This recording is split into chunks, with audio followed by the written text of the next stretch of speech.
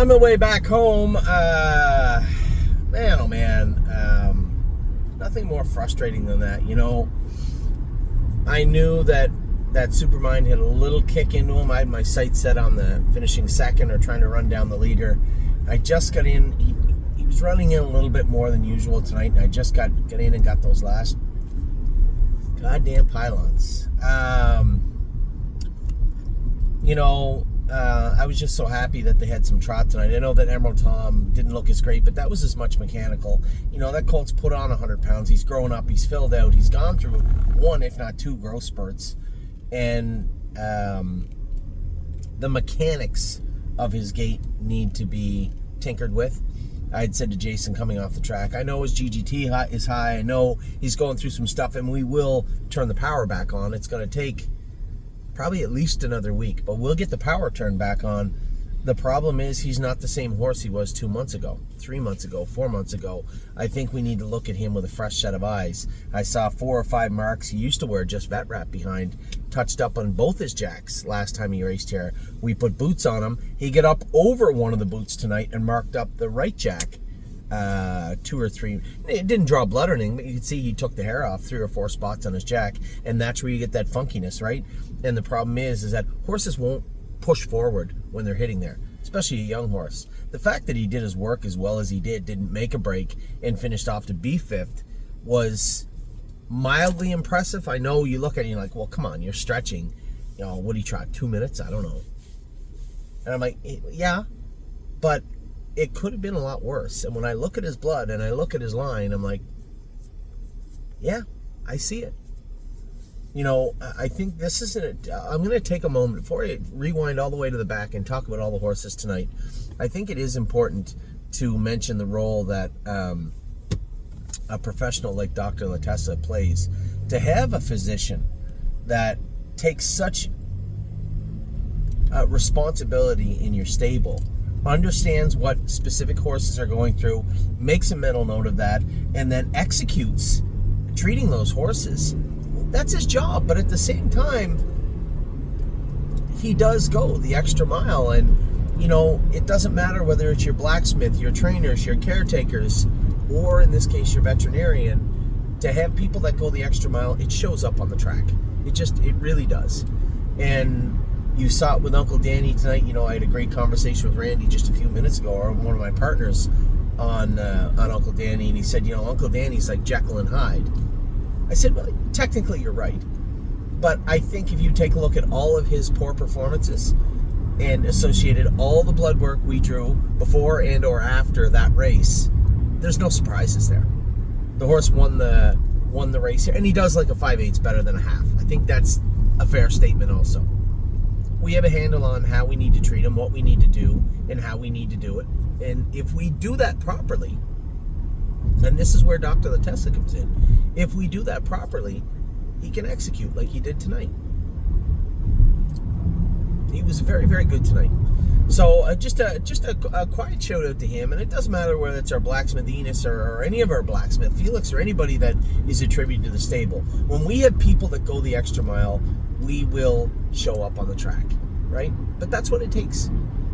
You know, it's like a baseball team with 2 or 3 infielders that just aren't quite good enough. You can try all you want, you can't make up for that. When everybody's doing the best they can, and you have talent to start with, you start to see the difference. Yes, we went through a lull where the horses' bloods were all screwed up, and their GGTs were high, and their white counts were high, and they were getting sick, and there are still some horses like that. But as long as we continue to work through it, you know, and I tried to drive them is you know, the only horse I knew I could be a little liberal with tonight was Danny. His blood was good. He's coming in sharp. He's got incredible gate speed. Just don't tip him over, leaving the gate. And he won. Raced great. That's a good colt that he beat. You might say, well, he's down to the Buckeye. Don't kid yourselves. It's not that far a drop down to the Buckeye from the Sire Stakes in many of the classes.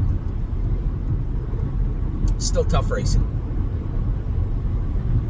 And I will talk about everything. I'll talk about the mistake I made in the last race with Supermind. Yes, it cost us $2,500. It cost us some points that may come in handy down the road. But the overarching statement I'll make about that, it was my fault. You know it. There's no two ways about it. That's my bad. It's on me. I got to own that. The horse had some pop tonight and looked good. Running in, little weak in the corners running in. That's where Dr. Latessa's going to have to come in also. We're going to need a little maintenance on Supermind. I don't think it's anything glaringly. You know, he runs in a little bit. We just wear that Murphy. Had he had a line pole on tonight, I'm pretty sure we're an easy third. But that was something just a hair new for him. And remember, his blood was not perfect either. You know, there's a reason I tried to drive those two colts conservatively. Get paid, get some points, do some good, and have them marching on the end of it. And everybody raced well as they could. I know you look at Uncle Tom and you say, well, he didn't really race that good. You have to understand, there was a lot going on. You have the medical aspect of it. Blood work is what it is. Blood doesn't lie. He wasn't perfect. He did feel like there was a little bit, there was some flickers in the light bulb. He wasn't as good as he could be. And mechanically, he's just not the same horse. Now, looking at him, if I looked at him and say, forget about what his name is and who he's by, there's a trotter, I want you to tell me what you would do. There's going to be some wholesale changes to Emerald Tom's shoeing and his equipment. He's a nice colt. He wants to be a nice colt, and that's the biggest thing right there. I guess I'll finish off Ohio. I'll bounce around a little bit, so you're going to have to bear with me. Supermind obviously had some pop at the end of the mile. Looked good. Got to add that line pole. I would suspect he's a creatine. Used to wear flip-flops. I would say we probably need to do his knees. Dr. Latessa may want to look at that right stifle. They're babies, and as they grow, they get a little pinchy in those big muscular stifles. I think he's getting over. I could feel him leaning on that gating pole a little bit and running into the turns, and he was a little flat in the turns, but finished down the lane. He had a pretty good kick down the lane. Now I got a head start on them going through the pylons, but he had some pop on the end of it. So when I look at his blood work and how good he raced, I'm enthusiastic about what's next for Supermind. Minor stuff that Dr. Latessa probably has to work on in regards to managing him. Keep working aggressively on his blood. Try not to go inside the pylons. Just stay on the race course. I think we'll go a long way also. And I think we have Supermind back on track. Where we go from here, those points would have come in handy. I'll be the first to admit it. I'm going to have a discussion with our in-house statistician, Greg, about where we go from here with Supermind. Uncle Danny, I think it's rinse and repeat. We're looking for the Sire Stakes consolation and the Buckeye final, or consolation would be fine with me. And I think we're well on our way to doing that. Supermind's a little more tricky mathematically. And Emerald Tom even more so. Be a little powwow about what we're doing moving forward with those horses. But 3 good colts. Obviously the 2 other colts a little handier. Emerald Tom's a bigger, lankier colt that's going through a growth spurt that we're trying to put them back together somewhat for the latter part of the season. A lot of you asking about Jug Week. You'll see those 3 horses, the fillies. A number of the horses show up Jug Week, or just package will be there. Foxy Seaside, we'll have 7 or 8 or 9 horses race Jug Week, so you don't have to worry about that. Now, those are the Ohio horses. Best I can explain it, 100% my fault with Supermind. My apologies to my partners. That's on me. Uncle Danny was awesome, and Emerald Tom, again, I wouldn't get too down just yet. And it goes back to the conversation I had with Randy. There's no real shocks. It's not as much Jekyll and Hyde. It is, well, he raced bad. Oh, well, here's the supporting evidence as why he raced bad. Now I know why he raced bad, and we can have him good. The problem was he struggled a little bit. And remember what I told you. If you rewind and go back to the video we made last week, the last time he won here in 56 and Supermind raced good, it was colder. Tonight, 69 degrees out.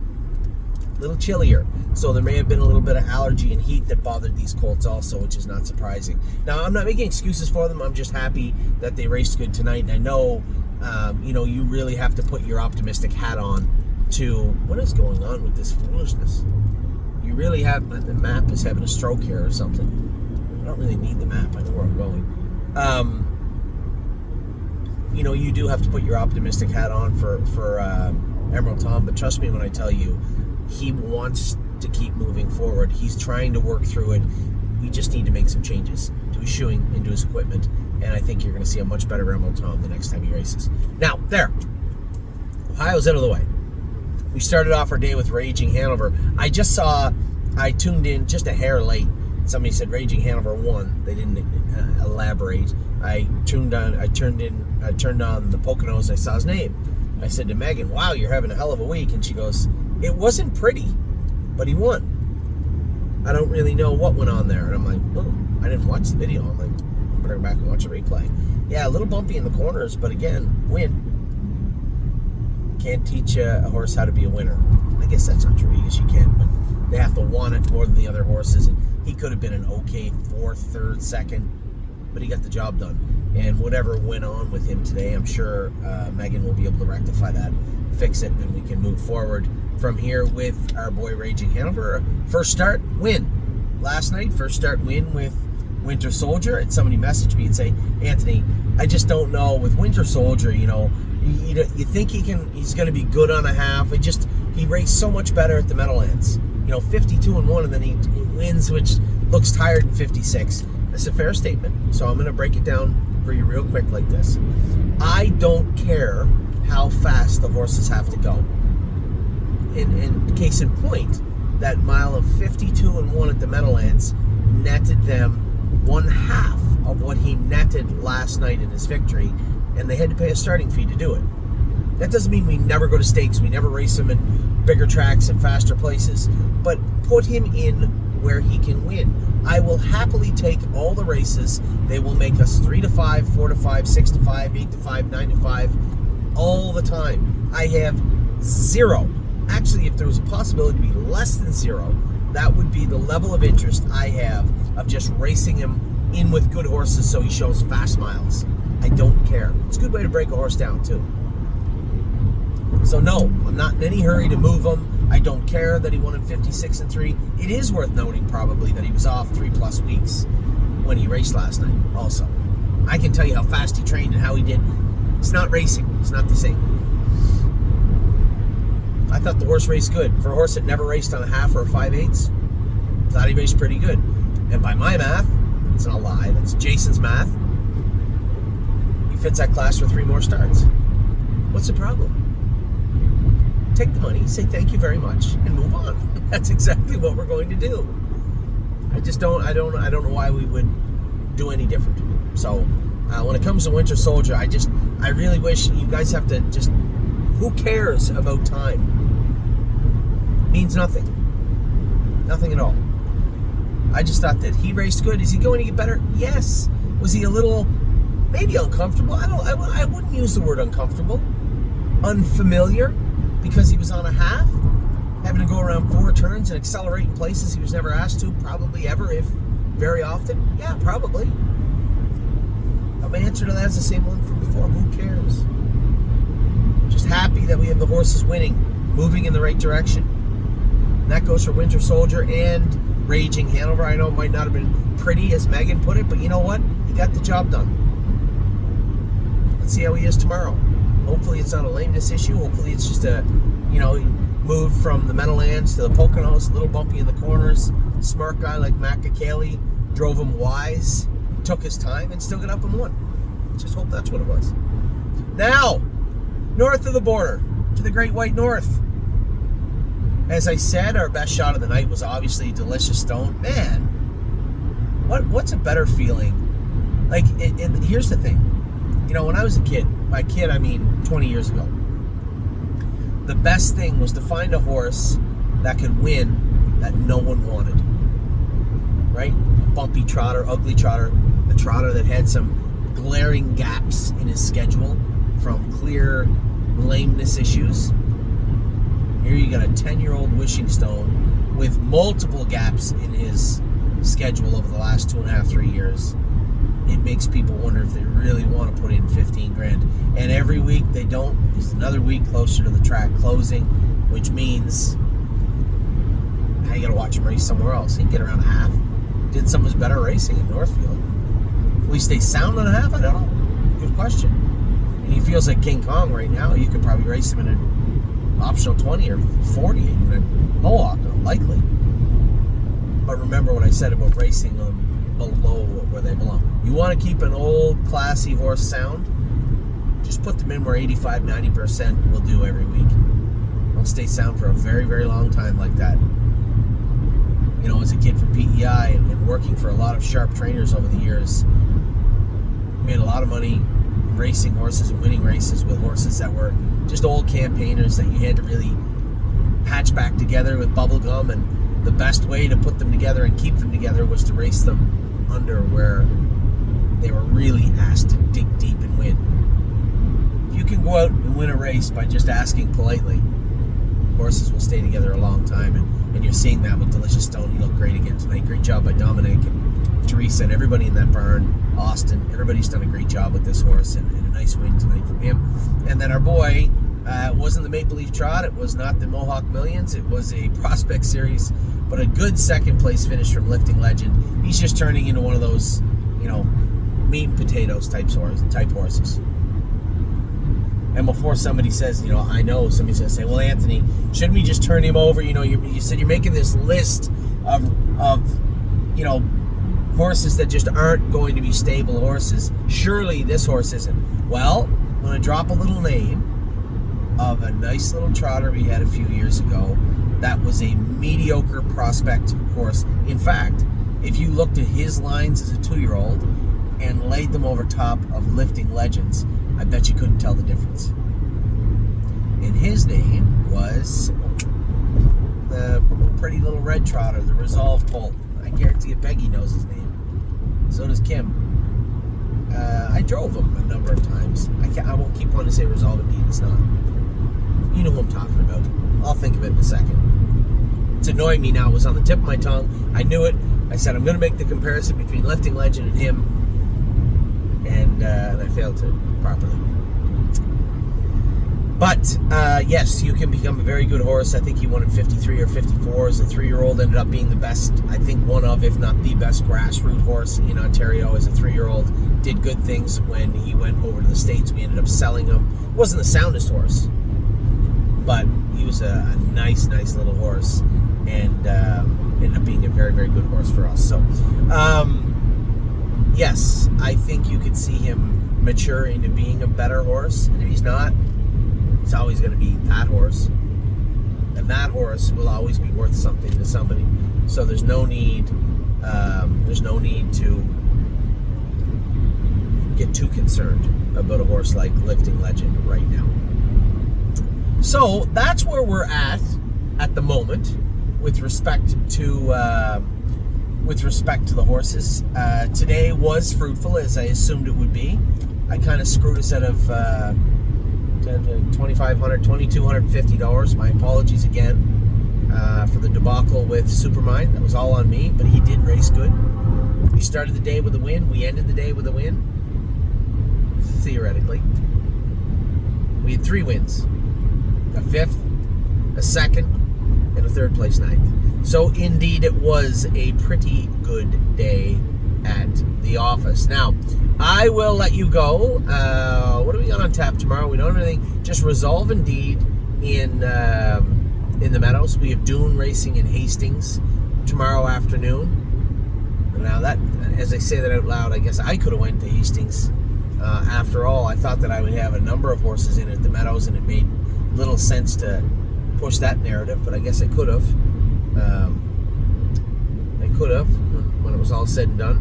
So Resolve Indeed at the Meadows, Dune at Hastings.